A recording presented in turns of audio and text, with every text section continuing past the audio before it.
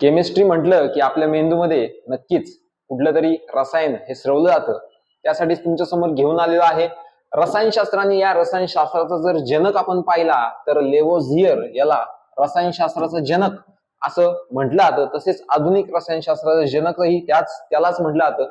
तर या व्यक्तीने त्याने द्रव्य अक्षयतेचा नियम या ठिकाणी आपल्याला मांडलेला दिसून येतो. त्याचबरोबर हायड्रोजन आणि ऑक्सिजनला नाव देण्याचं काम देखील लेवोझियर यांनी केलेलं आहे. त्याचबरोबर जी काही संयुग आहेत तर यांना शास्त्रीय नावे देखील या लेवोझियर या शास्त्रज्ञाने दिलेली आहे. त्याचबरोबर आम्ल आणि आम्लारी यावरती संशोधन देखील या लेवोझियर या शास्त्रज्ञाने केलेला आहे. आणि कार्बन चक्राचा शोध हा देखील या लेवोझियर या शास्त्रज्ञाने लावलेला आहे.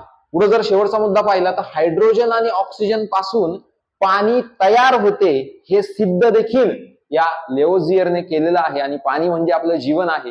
आणि या पाण्याचा शोध म्हणजे पाणी कसं तयार होतं तर म्हणजे हायड्रोजन आणि ऑक्सिजन पासून पाणी तयार होतं हा देखील शोध आपल्याला लेवोझियर यांनी लावलेला दिसून येतो.